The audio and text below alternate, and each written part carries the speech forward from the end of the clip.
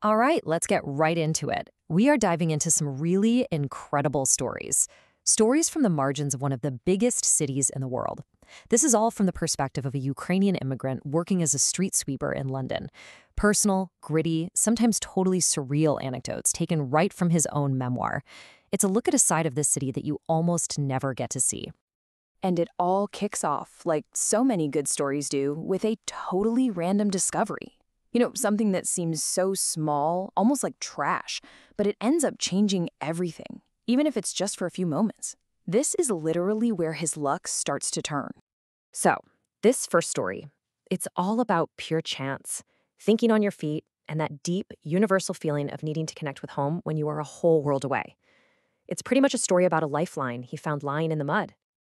I mean, this just captures such a wild, beautiful moment. Just imagine finding this thing, this ghost signal. He figures out the base station has to be in a house just a few feet away, which gives him this tiny, invisible circle he can make calls from. So it becomes this frantic race against time, He's dialing every single relative he can remember, just pouring his heart out on borrowed time and a stolen signal until that battery finally dies. It's the perfect snapshot of that immigrant life, pure resourcefulness mixed with this powerful ache for home. So that lucky find, it kind of opens the door to something way more complex. We're talking about the underground economy. This is a world where survival depends on a completely different set of rules, different networks, and, yeah, a whole lot of hustle.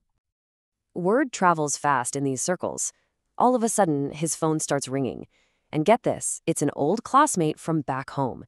He's heard that our guy is the person to talk to, the one who can help new arrivals get on their feet in London. He's the guy who knows the system, or, well, the other system. So what does somebody who's just shown up need? Well, it's not a long list, but it's everything. This is basically the unofficial starter pack for anyone trying to build a life from absolute zero. It's the bare essentials you need to get a foot in the door of London's massive unofficial workforce. And, of course, there's a price for this starter pack. The going rate to get somebody all set up, job, papers, the whole shebang, is £150. That's the cost of admission into this hidden world.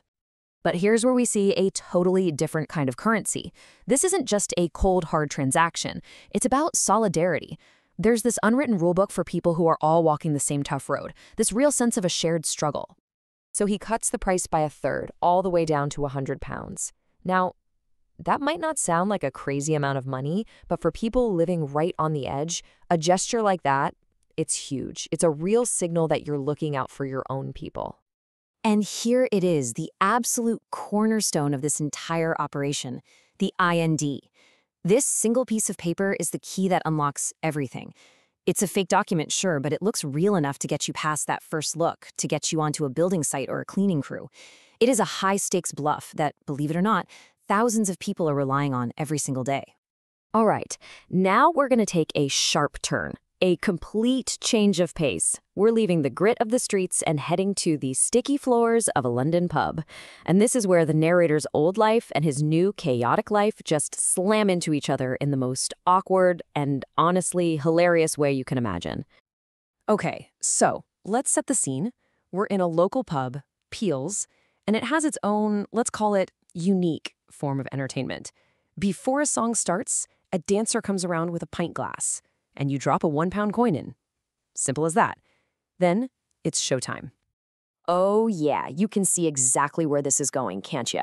So our narrator decides to take a few friends to this pub, just for a laugh. But the show starts, he looks up at the stage, and he just freezes. He knows the dancer. She's a fellow Ukrainian.